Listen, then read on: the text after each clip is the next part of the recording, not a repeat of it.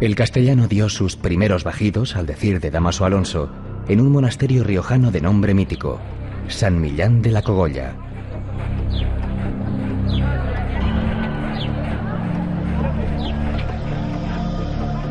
No es casualidad que sucediera en La Rioja, cruce de caminos, lugar de acogida, punto neurálgico de la mitad norte peninsular desde tiempos anteriores a los romanos. Tampoco es casual que ocurriera en San Millán. Sus monjes mantenían enriquecedores intercambios con grupos de mozárabes, cristianos llegados de Al-Ándalus.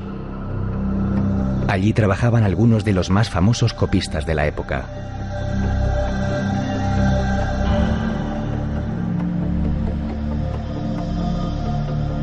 Dos arcos visigodos de herradura se hallan en el origen de Suso, en cuya dura piedra los monjes tallaron más de un centenar de sepulcros para su propio enterramiento.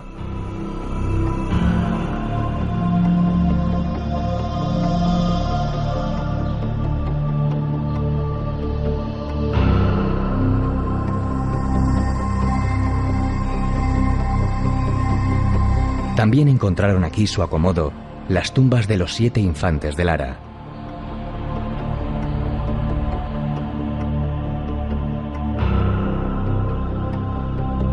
Entre las paredes de Suso es posible evocar al monje anónimo que en el siglo X copiaba en latín sus glosas emilianenses cuando tuvo la necesidad de hacer al margen unas anotaciones. 43 palabras fundacionales en la lengua que se hablaba popularmente.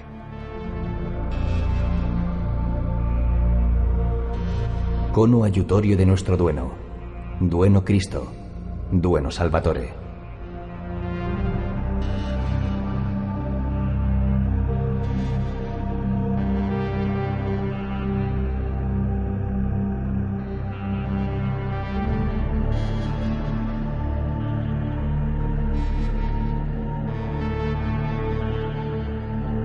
Si Suso había emergido al abrigo de San Millán, de quien guarda la tumba, Yuso, el monasterio de arriba, lo hizo al amparo de sus restos.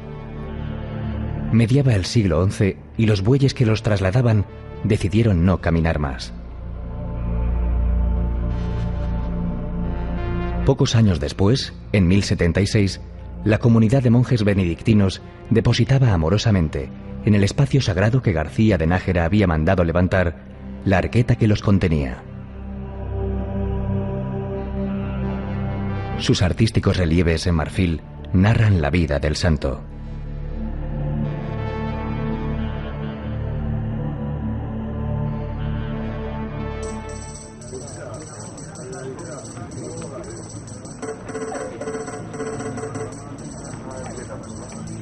El sábado siguiente a San Antonio de Padua, que es el 13 de junio, una romería compuesta exclusivamente por hombres se dirige a la cueva donde vivió San Millán.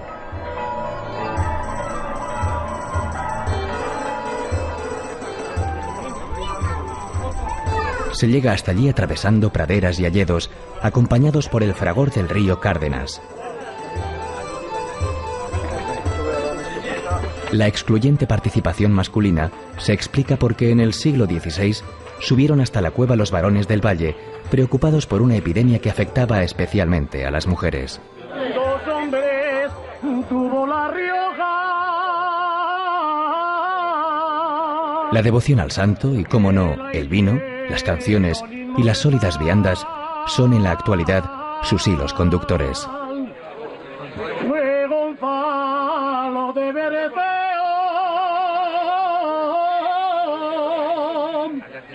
y el glorioso San Millán.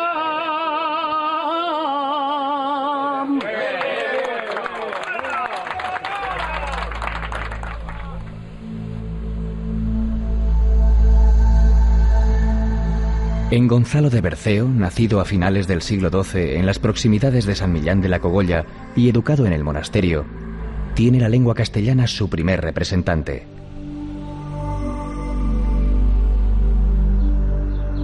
Su magna obra está compuesta por más de 14.000 versos y redactada en cuaderna vía, es decir, en versos de 14 sílabas agrupados en estrofas de 4.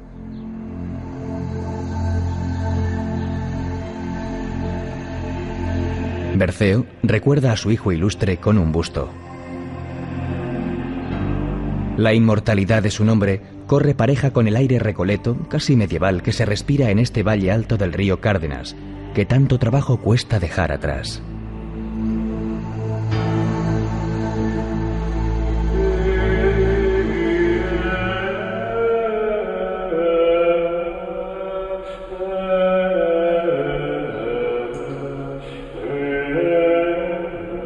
En Cañas se alza el monasterio de Santa María del Salvador, surgido en el siglo XII, ocupado primitivamente por monjas cistercienses bernardas y erigido en estilo pregótico y gótico.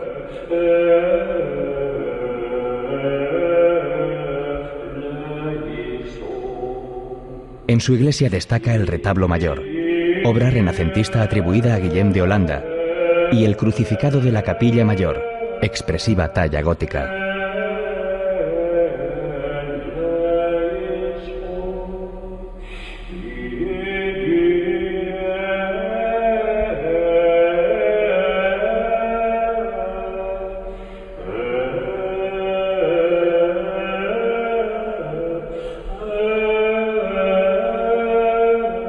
Desde el claustro, magnífico, se accede a la sala capitular. Una columna exenta, en la que se apoyan 4 bóvedas, trae reminiscencias casi orientales, al evocar la forma de una palmera.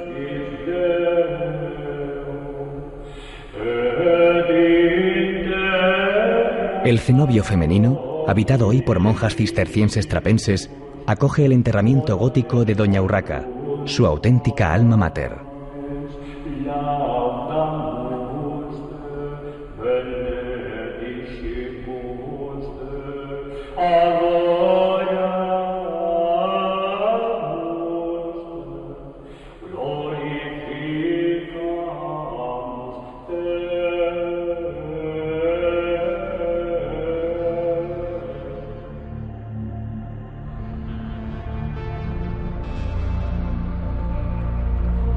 Las cuevas horadadas en los montes que custodian Nájera recuerdan una vida eremítica que tuvo durante la época visigoda la máxima presencia de anacoretas.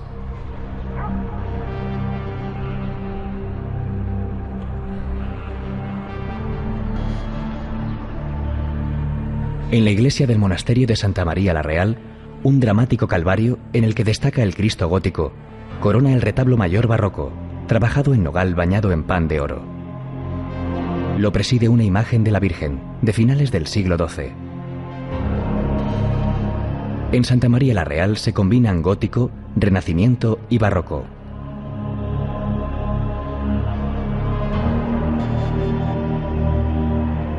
Este monasterio es, junto a San Millán de la Cogolla, el otro eje fundamental de la historia artística, religiosa y política del reino cristiano de Navarra durante los siglos X y XI. El Panteón Real es el segundo de España, después del Escorial, mientras que el Panteón de los Infantes muestra su joya más preciada, el sepulcro en piedra de Doña Blanca de Navarra.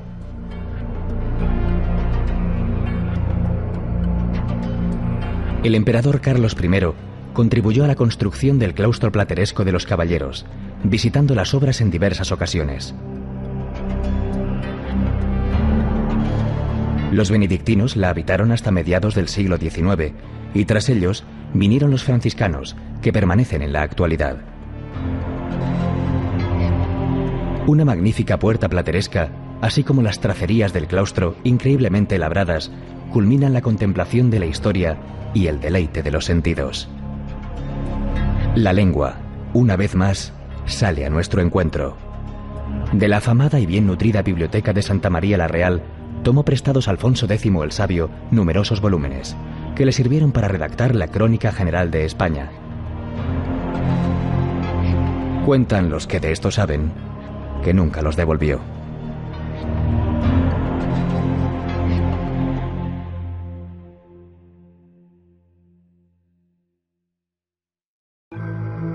Rioja es sinónimo de vino, de buen vino. Pero el vino, en La Rioja, no tiene que ver solo con la enología, con la artesanía, con la industria, ni siquiera con la cultura. El vino es una manera de entender la vida, una cálida, reconfortante hospitalaria manera de entender la vida.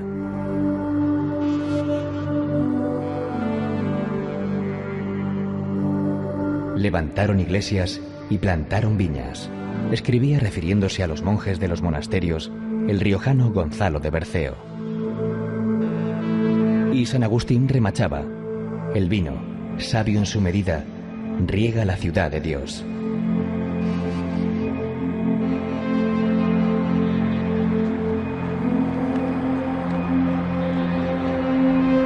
En Briones se alza el Museo de la Cultura del Vino. El recorrido por sus 5 salas de exposición permite una profunda y divertida inmersión en la historia del vino, que es, en cierto sentido, la propia historia de la humanidad. Los utensilios más cotidianos, como vasos, barricas, prensas, botas, sacacorchos o carros, se entremezclan con verdaderas obras de arte. Todo ello bajo la amable supervisión del omnipresente Dios Baco.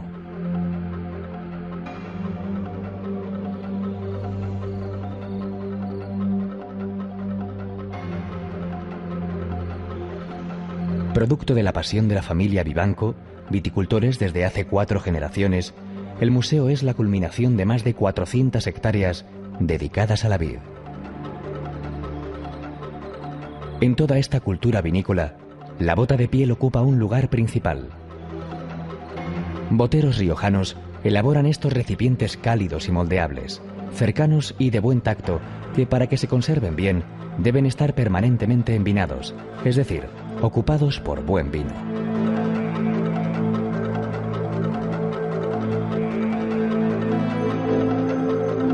La piel de cabra de la que parten se trabaja artesanalmente. Primero se marcan los patrones que condicionan la forma y el tamaño. Después se echa a mojo, es decir, se mete en agua. Luego se estira con la mano, se plancha, se recorta y se cose. Una vez dada la vuelta se pone a secar, cuidando de que no le dé el aire que, en este punto del proceso, es su peor enemigo. El modo de echarle la pez es fundamental para cerrar perfectamente todos los orificios.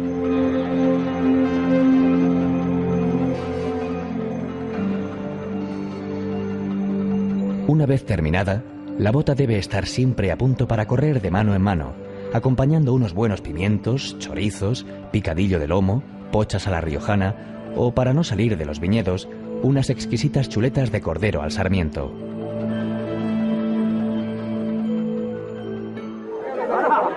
El 29 de junio, en la Batalla del Vino, que tiene como escenario los riscos de Bilibio, las botas son protagonistas, aunque no faltan botellas, cubos, garrafones y sulfatadoras para contener los 70.000 litros de vino que se utilizan como festiva y sabrosa arma arrojadiza.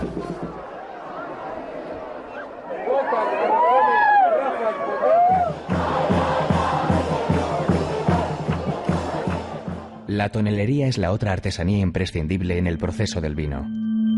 La madera de roble es la materia prima esencial. A sus tablas o duelas se les da una ligera curvatura colocando en la base fondos planos. Para mantenerlas unidas y en la posición correcta se utilizaban unos aros de hierro. Con el fuego que sale de la boca de un horno de tierra se consigue que la madera se haga más flexible y se pueda trabajar mejor. Entonces, mediante un torno, se ejerce presión sobre las duelas, que van ajustándose con arcos o cinchas cada vez más fuertes. Para ayudarse en su tarea, los toneleros cuentan con la azuela, el martillo y su inteligencia. Porque hacer un tonel que aporte al vino exactamente lo que requiere y además no permita escapar ni una gota, tiene una ciencia que en muchos casos se ha transmitido a través de generaciones.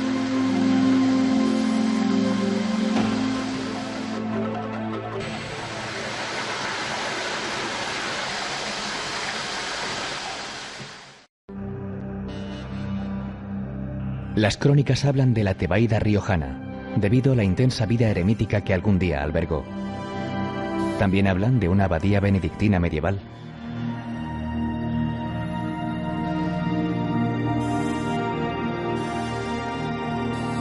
Lo que hoy encuentra el viajero que visita el monasterio de Valvanera, elevado en un gratísimo paraje, Es una iglesia gótica de finales del siglo XV, un edificio reedificado en el XIX tras un demoledor incendio, y lo que es más importante, la imagen de Nuestra Señora de Valvanera, patrona de La Rioja.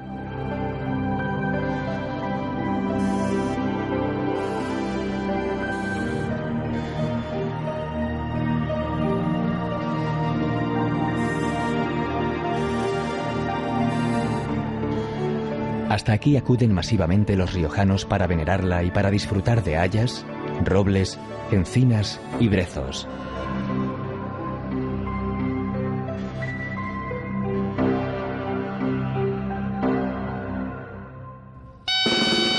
Anguiano, otra cita imprescindible por estos parajes, tiene una doble convocatoria. La del 22 de julio y la del último sábado de septiembre. En ambas fechas, por devoción y en honor a la Magdalena, 8 aguerridos danzadores, aupados en zancos de madera de medio metro, bajan las escaleras de la plaza de la iglesia y girando vertiginosamente sobre sí mismos, se tiran por una empedrada cuesta. Los giros interminables de los danzadores adquieren volumen y color con las largas sayas que portan, hinchadas al viento. De fondo, el penetrante y persistente sonido del tamboril y la dulzaina.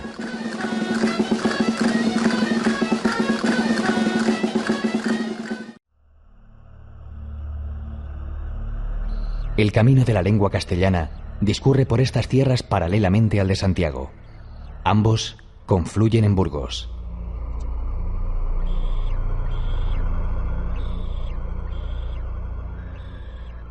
Por lo que respecta al idioma, aquí se produjeron dos hechos fundamentales. La primera edición, en 1499, de la tragicomedia de Calixto y Melibea, la popular Celestina, y en 1554, la edición de La vida del Lazarillo de Tormes y de sus fortunas y adversidades, el libro fundacional de la picaresca española. En cuanto a la ciudad, su faro, emblema, guía y sentimiento es la catedral, obra privilegiada del gótico ojival que empezó a construirse en 1221, culminándose 500 años después.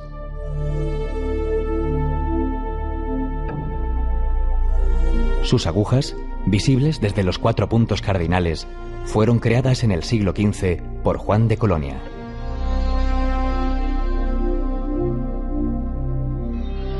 La fachada de la Catedral de Burgos desarrolló por primera vez en España el naciente concepto de la estatuaria decorativa gótica, reflejado en un conjunto de más de 60 estatuas que Dionisio Ridruejo calificó de verdadero pueblo de piedra.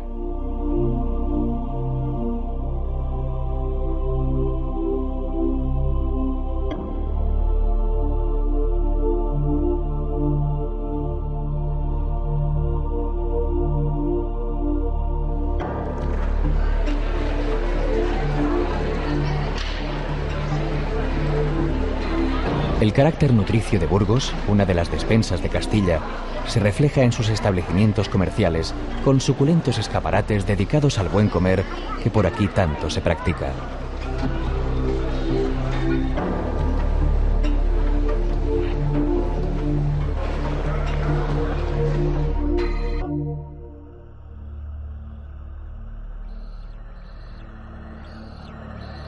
Llegados a este noble asentamiento, seremos testigos de los pasos iniciales del Condado de Castilla si nos acercamos a su colegiata de San Cosme y San Damián. Allí se encuentra la carta fundacional del Infantado de Covarrubias, creado en 978 por el hijo del primer conde independiente de Castilla, Fernán González. En esta misma solemne fábrica gótica del XV reposan los restos de una treintena de históricos personajes. Entre los artífices de los sepulcros figura Diego de Siloé. Y entre los enterrados más famosos, Fernán González y su mujer, Doña Sancha, cuyas tumbas fueron trasladadas hasta aquí a mediados del siglo XIX desde el cercano monasterio de San Pedro de Arlanza, presa ya de la incuria y el abandono.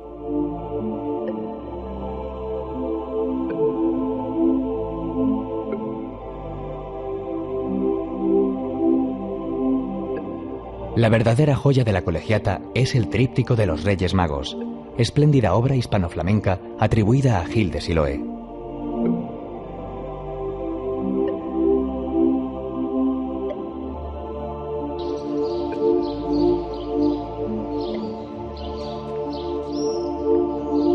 La arquitectura popular, el entramado de madera de enebro de sus casas, los restos de antiguas murallas, los palacios blasonados y las callejas de estructura medieval hacen más sencilla una evocación que bien puede tener como hilo conductor el poema de Fernán González, escrito por mano anónima en el siglo XIII.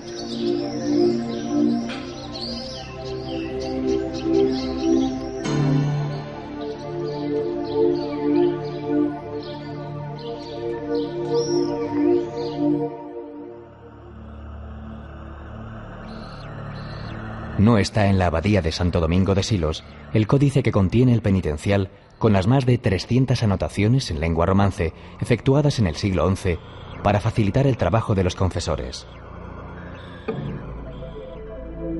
En el XIX, el Museo Británico de Londres adquirió las glosas silenses en pública subasta.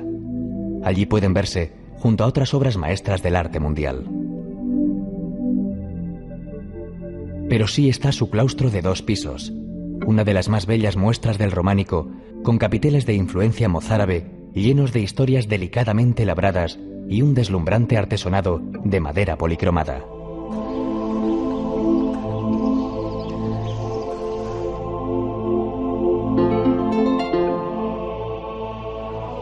Y también está su ciprés más que centenario, que glosara, entre otros, Gerardo Diego. Enhiesto surtidor de sombra y sueño, que acongojas el cielo con tu lanza.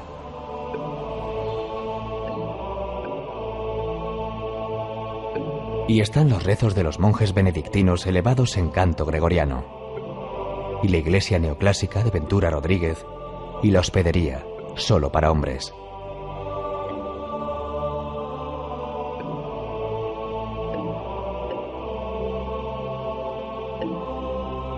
Su magnífica biblioteca contiene incunables y códices en pergamino. En Silos, el presbítero Juan terminó en el año 945 el comentario a la regla de San Benito, muestra del trabajo de una escuela de copistas y miniaturistas de renombre mundial.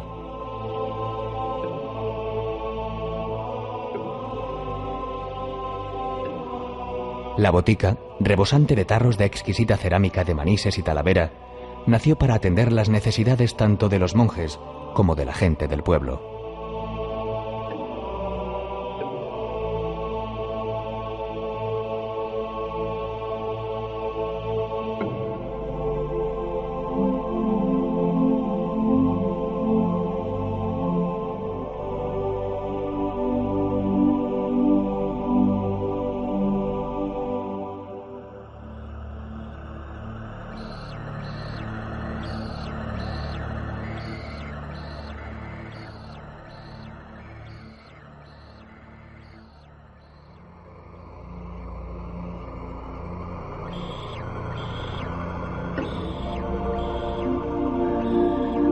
La planta del castillo de Peñaranda de Duero es larga y estrecha, y no por designio de sus constructores, sino por la necesidad de adaptarse a la loma en roca viva en la que se levantó.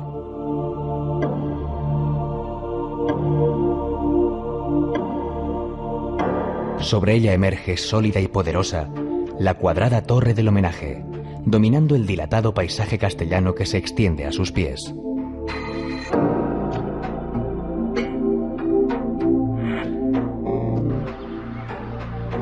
El toque cortesano lo pone abajo el palacio levantado en el siglo XVI por don Francisco de Zúñiga y Avellaneda, cuya espectacular fachada se abre a la Plaza Mayor, ennobleciéndola.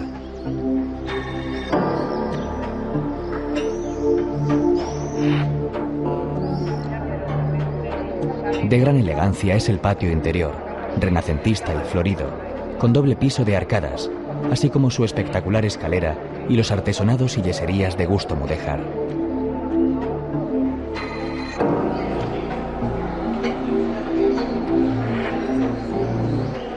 La monumental plaza está presidida por un rollo jurisdiccional gótico y minuciosamente labrado. Gótica, del siglo XV, es también la colegiata de Santa Ana.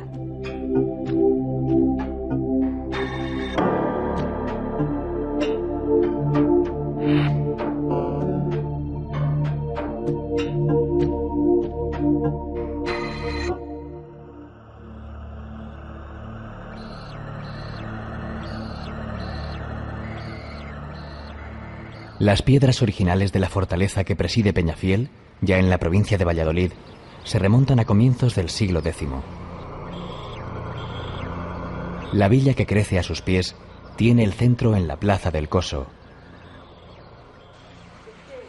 A sus 3.500 metros cuadrados se asoman singulares balcones de madera. Semejante escenario había de albergar, casi por fuerza, festejos taurinos. Son famosas en las fiestas de Nuestra Señora y San Roque, en agosto, las capeas con el toro por dentro y por fuera del ruedo.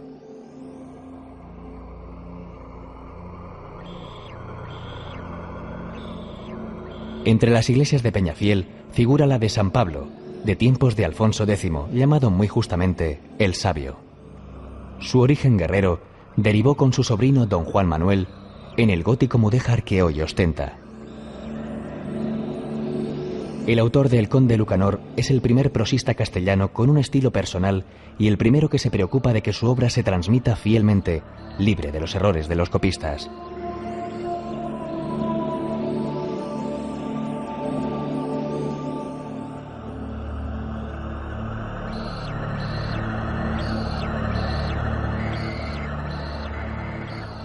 La Plaza Mayor de Valladolid, erigida en tiempos de Felipe II, marca el ritmo vital de la ciudad, de la misma manera que en los siglos XV y XVI marcaba casi el de España entera, ya que aquí se hallaba la corte, cuya pujanza corría pareja a la de la lengua que hoy estudian en su universidad miles de extranjeros.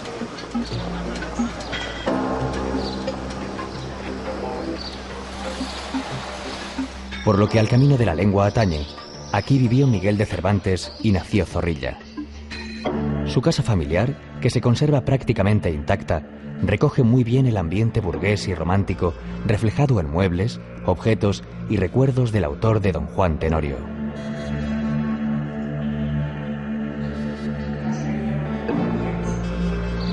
Siglos antes, en 1494, el cardenal Mendoza fundó en Valladolid el Colegio de Santa Cruz, cuya fachada está considerada como la primera obra renacentista de España. El objetivo de este colegio era el de ayudar a los hombres cuya pobre condición económica les impidiera seguir el sueño de dedicarse al cultivo de las letras. Bien podían hacerlo en la esplendorosa biblioteca, en la cual la importancia, el valor y la belleza de los volúmenes corren a la par de la magnificencia del mobiliario y las paredes que los albergan.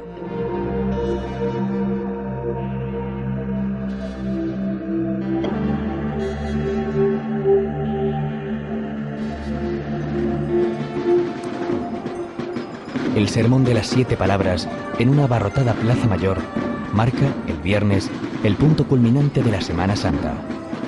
Allí desfilan procesionalmente, entre otras imágenes, un sobrecogedor señor atado a la columna, el Descendimiento y la Veracruz, del genial imaginero Gregorio Fernández, así como la Virgen de las Angustias, conocida popularmente como la Virgen de los Cuchillos, de Juan de Juni.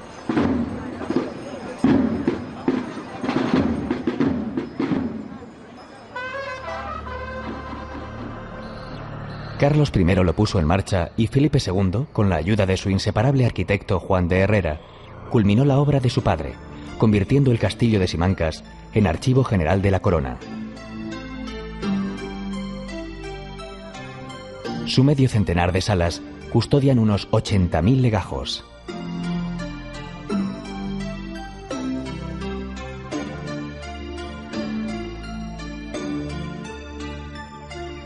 Las torres del castillo, rematadas por tejados de pizarra, destacan sobre un caserío que se mira en las aguas del Pisuerga.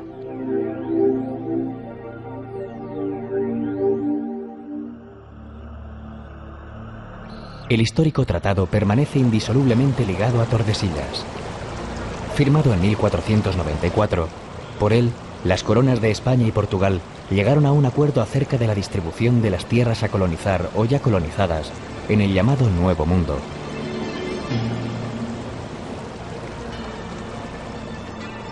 El monasterio de Santa Clara nació en el siglo XIV como palacio del rey Alfonso XI, pero pronto se convirtió por decisión de su hijo Pedro el Cruel en morada de una comunidad religiosa.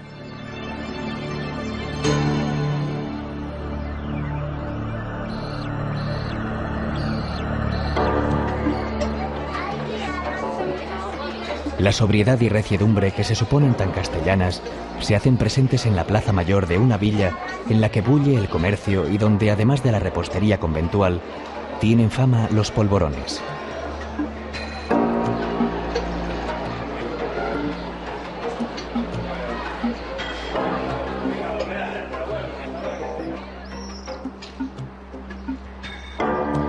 En la iglesia Museo de San Antolín se puede ver un espléndido retablo, legado pictórico de Felipe de Mena.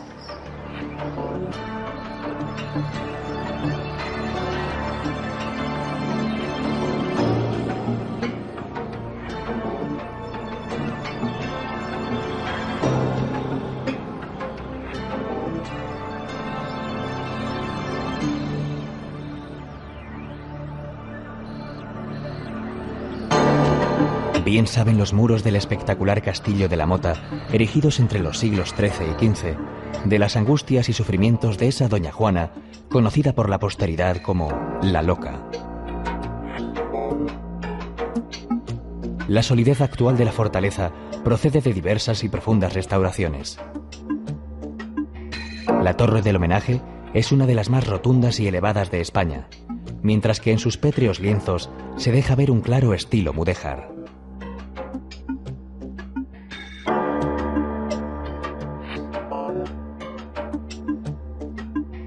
A la Plaza Mayor de Medina, escenario de ferias, mercados, transacciones y vida, se asoma la restaurada colegiata de San Antolín. En su fachada se abre un balconcillo plateresco desde el que el sacerdote oficiaba la misa, de modo que los mercaderes pudieran el domingo cumplir con la devoción sin desatender la obligación.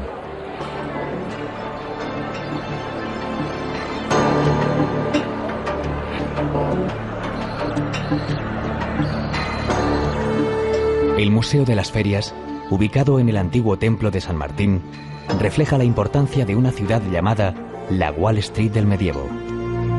Algunas de sus piezas conforman la artística huella del comercio de libros e impresos en España.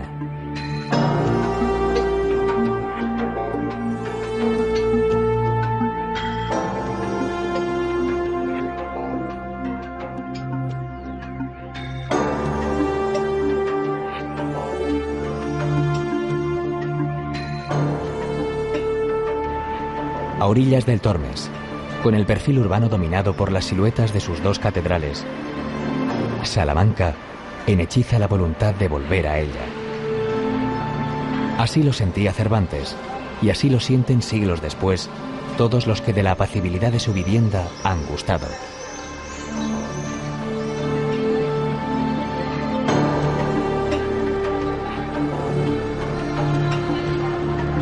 El camino de la lengua envuelve al viajero desde los primeros pasos salmantinos. En el puente romano del siglo I hay un berraco. Allí le dijo su amo al lazarillo: coloca la oreja junto al toro y escucharás el agua pasar, propinándole seguidamente un soberano coscorrón.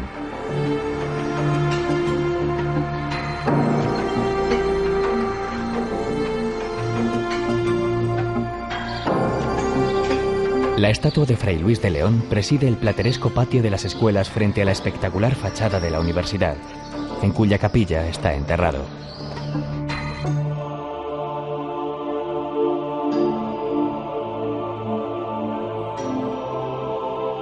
Por sus aulas transitaron San Juan de la Cruz, Góngora y Miguel de Unamuno, rector en tiempos difíciles del pasado siglo XX.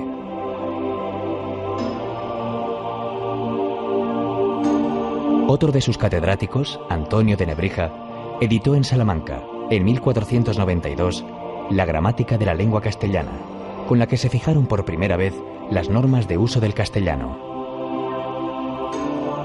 En la biblioteca de la universidad hay manuscritos e incunables de gran valor, entre ellos uno de los 3 originales del libro del Buen Amor del arcipreste de Hita. De finales del siglo XV, la fachada de la Casa de las Conchas corresponde exactamente a su nombre, mientras que la iglesia de San Esteban, de los dominicos, tiene una extraordinaria portada plateresca, estilo que alcanza en Salamanca una de sus más altas cotas.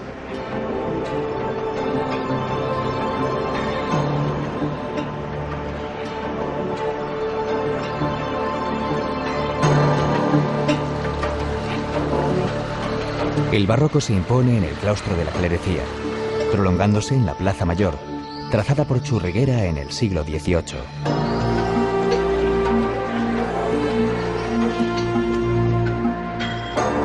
La solemnidad de las piedras y del arte se conjugan aquí con el desenfado del ambiente universitario.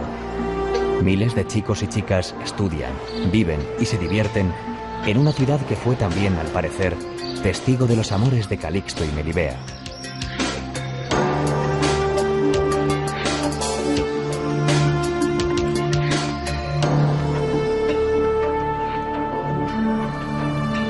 El camino de la lengua se despide así entre fuentes, árboles, bancos, rincones y parterres, custodiado por la antigua muralla y sobrevolado por las torres de las catedrales.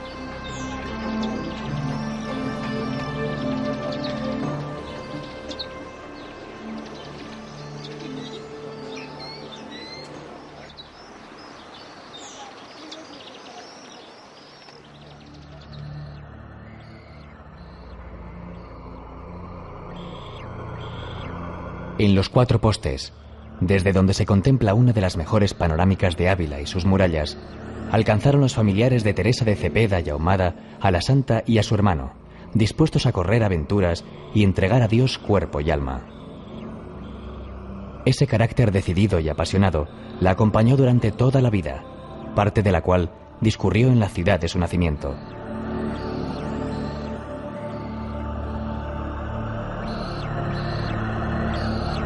La construcción de la espectacular muralla abulense se inició en 1090. Con 9 puertas, es el recinto amurallado mejor conservado de España, que además puede recorrerse en algunos de sus tramos. La Catedral de Ávila, con mezcla de estilos románico y gótico, está inmersa y ceñida por una ciudad que despierta lentamente cada mañana y donde gran parte de la actividad discurre en la peatonal calle de los Reyes Católicos. A ella se abren comercios tradicionales, con escaparates en los que se exhiben ordenadamente embutidos caseros, quesos artesanos de Candeleda, judiones del Barco, chocolates y yemas de Ávila, vino de Cebreros y la exquisita torta del Casar, manjares para degustar in situ o llevar como recuerdo.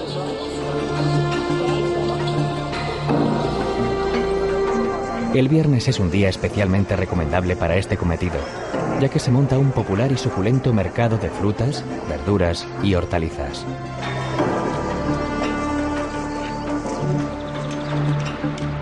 Los textos de Santa Teresa son sin duda un aspecto fundamental de su legado. Por algo es la patrona de quienes escriben en castellano. La ciudad está llena de huellas de Santa Teresa, en forma de conventos y estatuas. Varias iglesias, románicas y hermosas, jalonan el recorrido. Ajenos a lo que ocurre a su alrededor, las grajas y estorninos regresan al interior de las murallas cuando cae la tarde.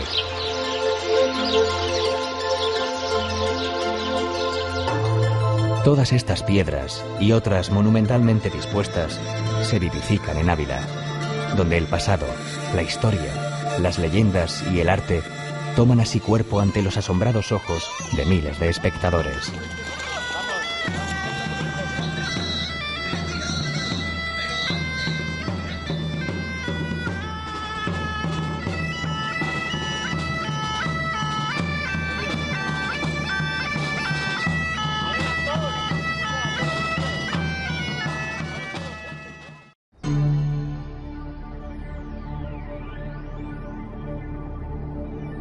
El pasado, la cultura, la historia y el presente de este camino de la lengua se hacen naturaleza desbordante apenas a 2 kilómetros del monasterio de Santo Domingo de Silos.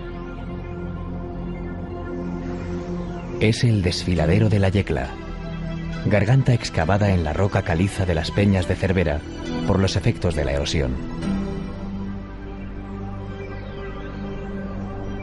Allá, al fondo, discurre un arroyo llamado Cauce, afluente de un río llamado Mataviejas. Los topónimos en castellano no pueden ser a veces más expresivos. Su angostura se lo pone difícil a los rayos del sol. La mano del hombre, sin embargo, se lo ha puesto fácil a los visitantes actuales, que pueden conocer el profundo Tajo gracias a una estrecha plataforma.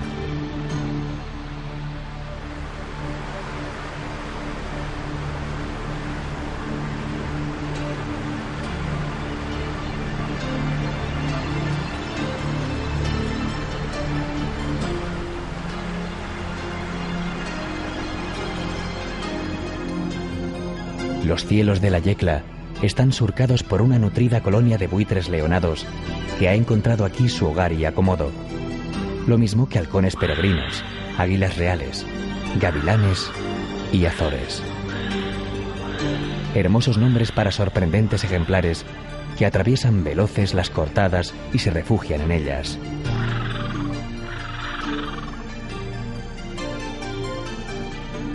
Los sabinares de la Arlanza, compuestos por árboles más que centenarios, impresionantes en su resistencia y fortaleza, figuran entre los más extensos y mejor conservados del mundo.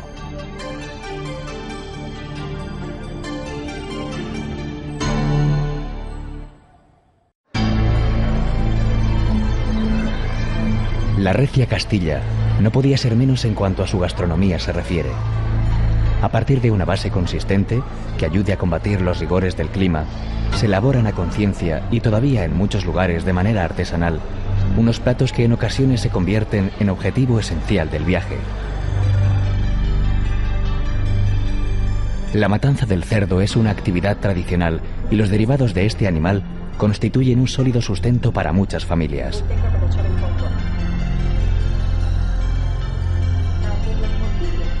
Las célebres morcillas de Burgos son un souvenir gastronómico imprescindible, así como el queso de Burgos, de oveja, fresco, blanco y sin corteza.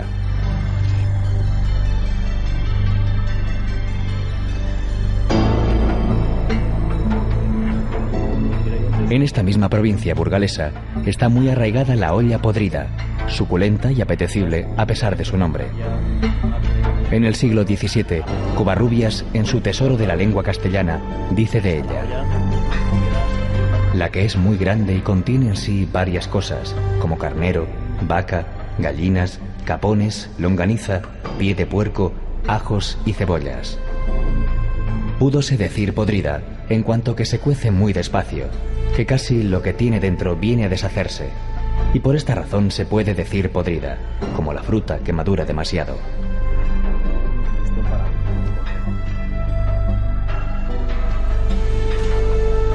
La sopa castellana sirve en muchos sitios como sólida introducción. Primer plato también, y en algunos casos único, son las blancas y tersas judías del Barco de Ávila.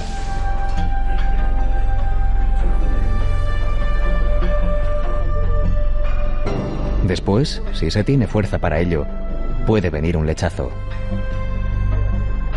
Las carnes responden aquí a todo tipo de procedencias, denominaciones y variedades.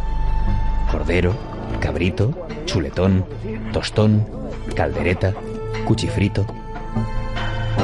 Todo ello bien regado por unos vinos que tienen en la denominación de origen Rueda, la más antigua de Castilla y León. Y de postre, una deliciosa repostería compuesta de amarguillos, polvorones, canelos, hojaldres, orejones, yemas y almendrados.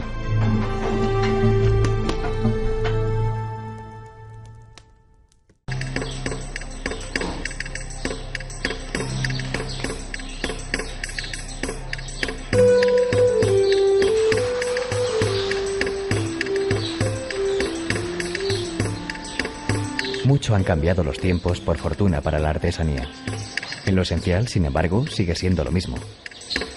Manos llenas de sabiduría que elaboran pacientemente objetos hermosos y útiles, generalmente con materias primas de la zona.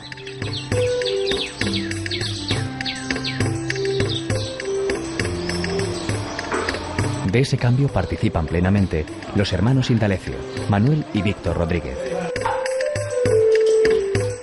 Su taller, Artesanos del Calzado, en Tordesillas, Valladolid, tiene hasta página web en internet. La familia, encabezada por Julián Rodríguez, el padre, se dedica a esta actividad al menos desde 1860.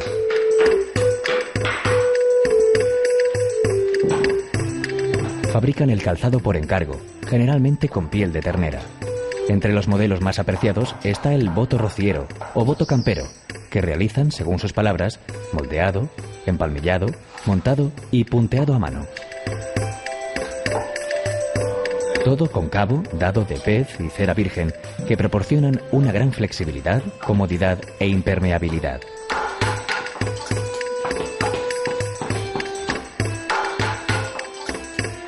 La piel, ligada al hombre desde el principio de los tiempos, es lo que utiliza también Miguel Ángel Martín Rodríguez.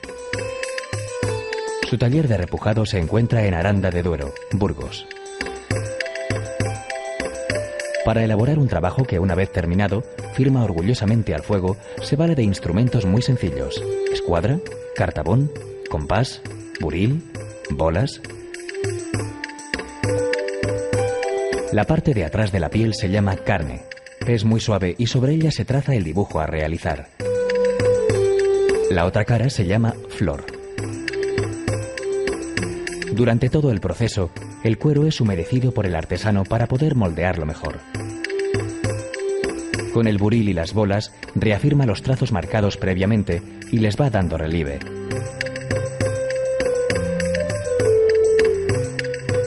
Una vez terminado, se pinta con anilinas. Estos repujados en cuero ennoblecen todo tipo de piezas, muchas de ellas destinadas a la decoración.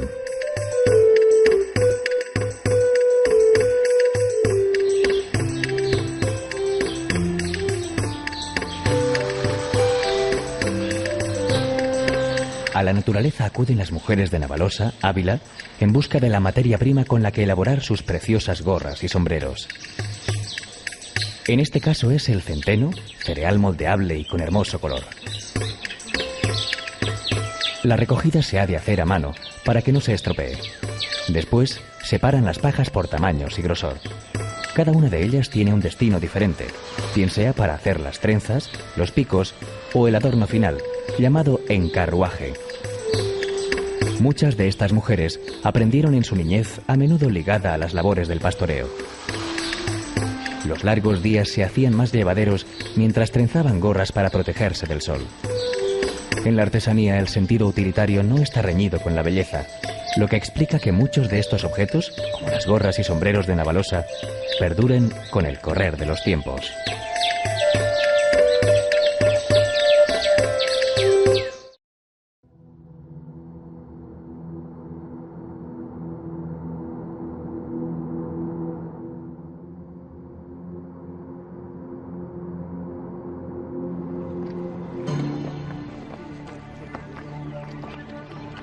Desde un asiento labrado en la roca, vigilaba Felipe II las costosas, monumentales y prolongadas obras del monasterio de El Escorial.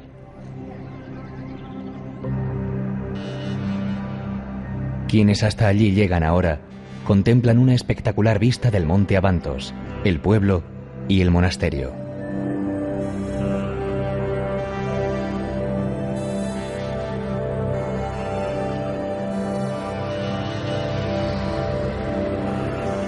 Todo en El Escorial es pura simbología, empezando por su emplazamiento y terminando por su forma.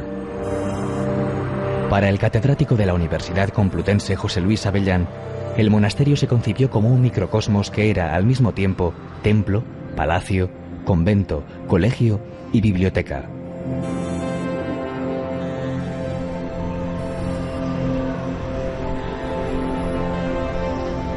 Ese espíritu se corresponde además con la personalidad de sus dos arquitectos, Juan Bautista de Toledo y sobre todo Juan de Herrera, amante y conocedor del ocultismo, la astrología y la alquimia.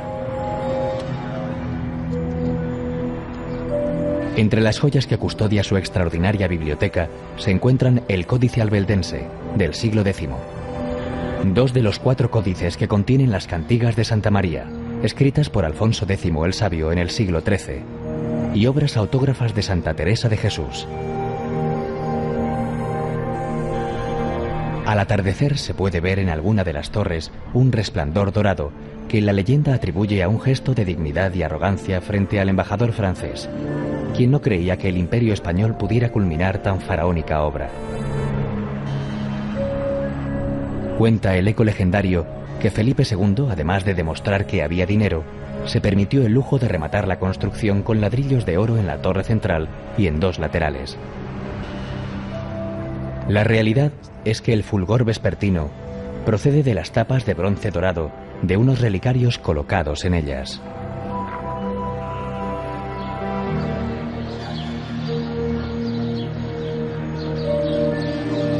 El pueblo, San Lorenzo de El Escorial, se separó del Real Sitio en 1793. El ambiente de esta localidad serrana es agradable y elegante, marcado por sólidas construcciones, casonas nobles, palacios y plazas.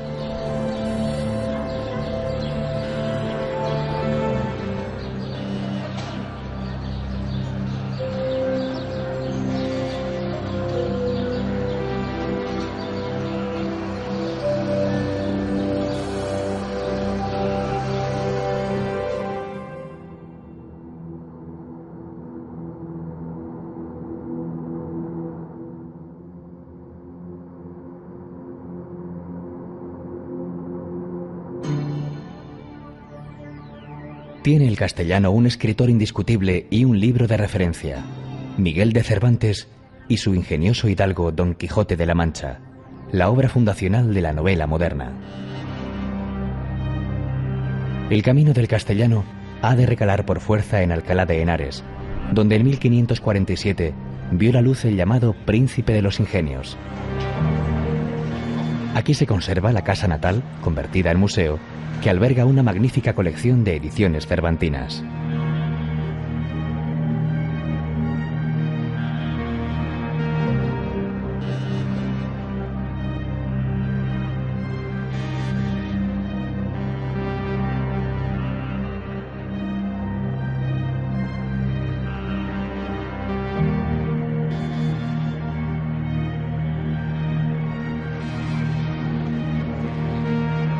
Aquí, el cardenal Cisneros creó la Universidad Complutense, una de las más importantes del momento, poniendo en marcha una tarea ingente y enciclopédica, la Biblia Políglota, en la que colaboró Antonio de Nebrija como el mayor experto en lengua latina de la época. Ambos aquí murieron, 2 hombres renacentistas con empresas y sueños propios del Renacimiento.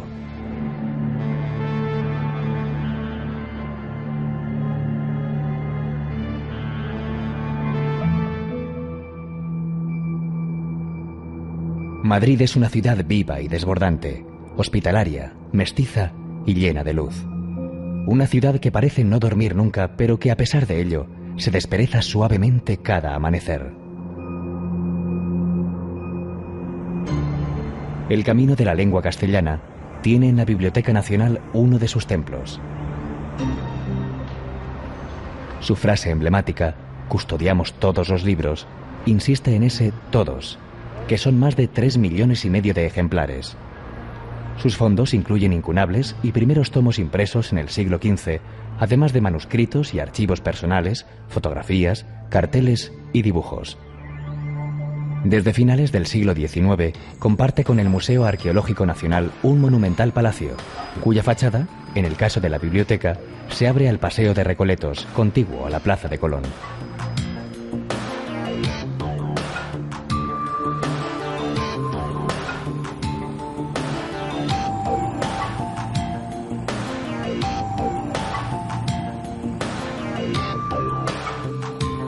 El Madrid de la lengua, del idioma, tiene en el barrio de las letras su lado más castizo y popular. En él habitaron numerosos escritores, especialmente durante el Siglo de Oro y el Romanticismo. Antes de alcanzarlo, recorremos el Paseo de Recoletos y el del Prado, 2 nombres para una misma vía, con las plazas y fuentes de Cibeles y Neptuno.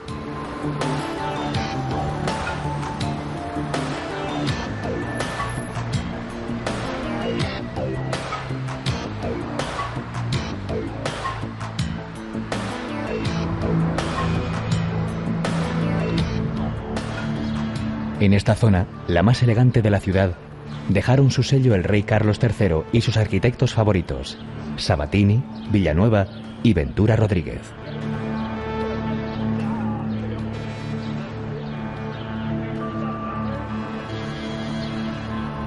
El Parque del Retiro y el Jardín Botánico son dos de los pulmones urbanos más hermosos del mundo.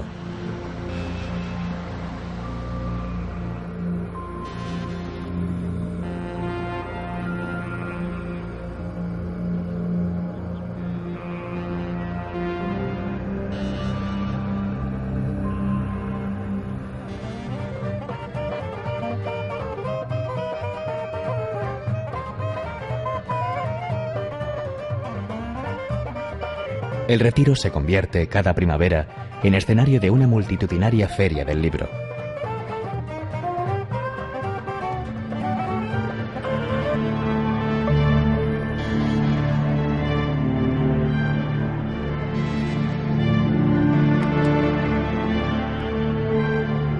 En cuanto al arte, difícilmente puede encontrarse un triángulo como el formado por el Museo del Prado, el Centro de Arte Reina Sofía y el Museo Thyssen-Bornemisza.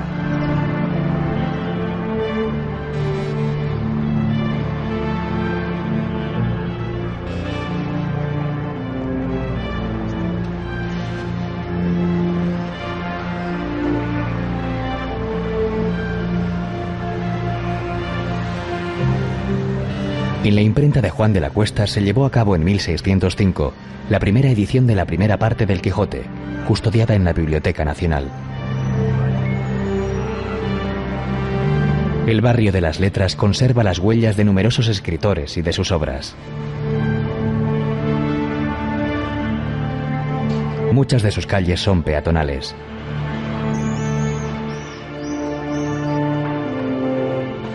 En este céntrico barrio está la casa donde vivió y murió Miguel de Cervantes y el convento de las Trinitarias que acoge sus restos.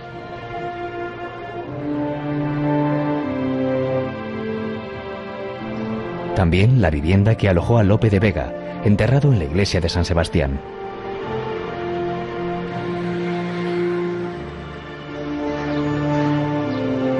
El Teatro Español se abre a la concurrida Plaza de Santa Ana, donde se levantan las estatuas de Calderón de la Barca y García Lorca. El Ateneo, en la calle Prado, nació en 1865 como Sociedad Científica, Literaria y Artística y se ubica en un singular edificio modernista. El Callejón del Gato y sus espejos fue inmortalizado por Valle Inclán en Luces de Bohemia. El madrileño barrio de las Letras tiene además viejos cafés, librerías antiguas y hermosas, fachadas decoradas con azulejos, botillerías, establecimientos castizos para degustar patatas bravas y gallinejas o tripas de cordero lechal fritas en sebo.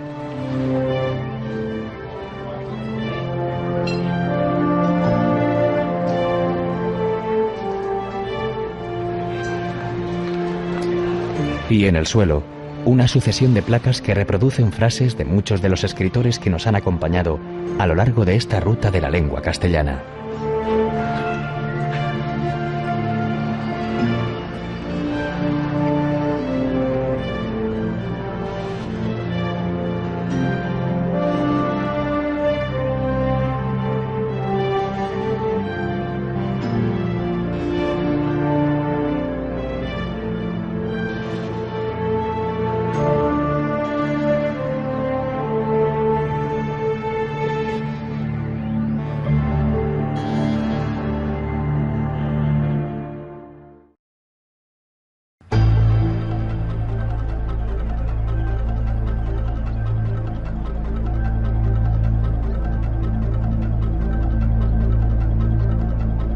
Madrid está cerca, pero quienes se adentran por estos parajes serranos no tienen que hacer demasiado esfuerzo para olvidarse de la gran urbe y su vorágine. La paz, el silencio, la naturaleza envolvente, el aire puro y la arquitectura popular caracterizan estos pueblos del norte de la Comunidad madrileña. Esta Sierra del Rincón declarada por la UNESCO Reserva de la Biosfera.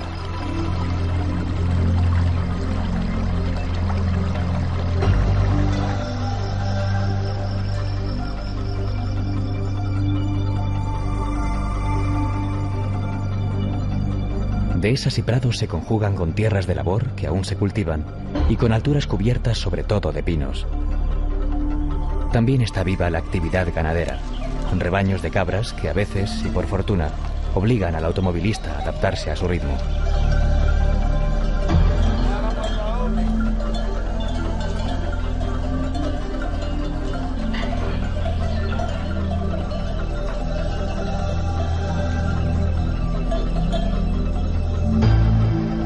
Los pueblos, en general, son de menos de 100 habitantes y en sus callejuelas estrechas y empinadas, la vida discurre apaciblemente, como si de un paseo se tratara.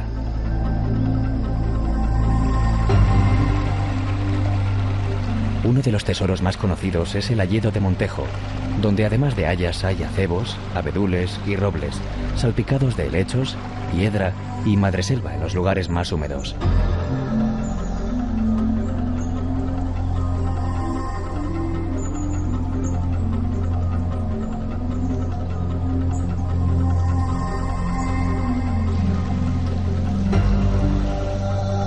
Se puede recorrer en compañía de un guía por una senda que a tramos discurre junto al cauce del río Jarama.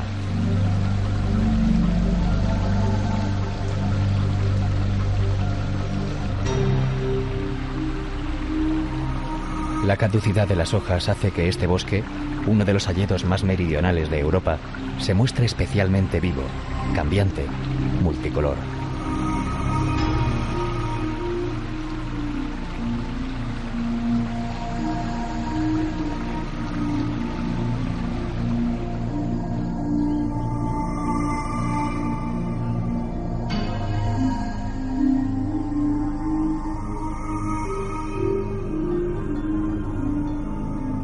En Montejo de la Sierra, el agua, fresca y pura como corresponde a un pueblo de montaña, mana de una fuente de 3 caños en la Plaza Mayor.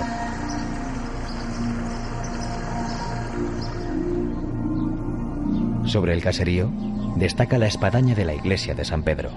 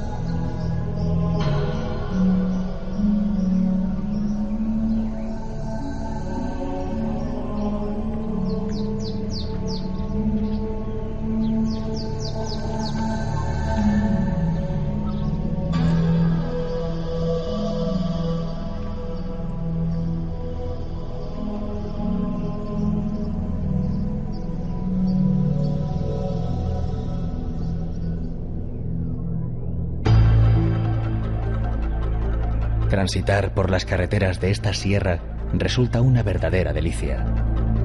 La que lleva desde Pradena a Puebla de la Sierra ofrece unas vistas extraordinarias. Al llegar, tejados de color rojo y la iglesia de la Purísima Concepción nos dan la bienvenida.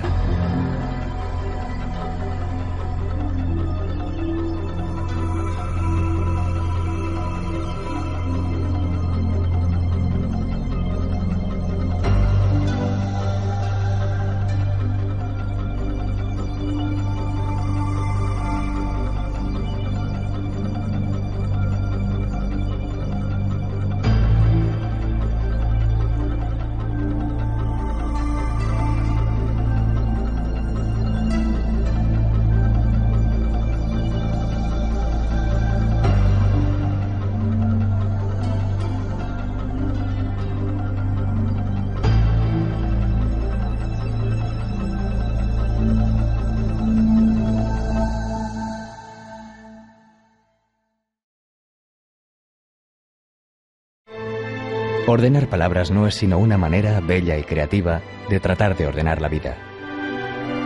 Cuando esa tarea se convierte en libro, contenido y continente conforman un objeto que en muchos casos puede calificarse de artístico. Para lo primero están los escritores, para lo segundo, los encuadernadores. A lo largo de la historia, la encuadernación ha sido definida de muchas maneras, a cual más sugerente. Noble arte de proteger el libro y engalanar sus vestiduras, dice una. Y otra añade: la encuadernación es un arte milenario, gloria, blasón y escolta majestuosa del libro. Y aún hay una tercera: encuadernar es el arte de cubrir el libro según su carácter, mérito, valor y destino.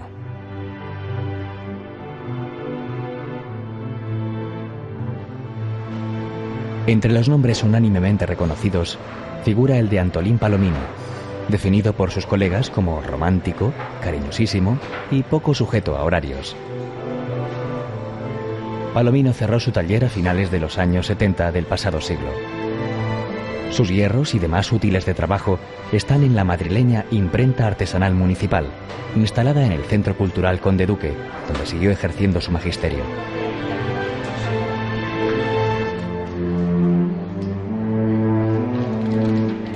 Plegar, alzar, coser, enlomar, encartonar, biselar, bruñir, dorar, jaspear, estampar. Esas son algunas de las tareas de hermoso nombre de los encuadernadores. Parece como si el oficio quisiera ponerse a la altura de la materia que trata. ¿Quién se resiste ante un libro encuadernado en marroquí negro, lomo con 10 nervios de clavo y entrenervios con dobles filetes dorados, guardas de seda roja y contratapas de ante negro?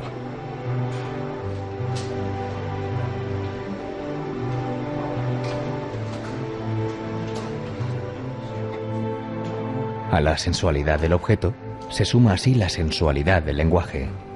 En nuestro camino de la lengua hemos recorrido algunas de las más importantes bibliotecas de nuestro país.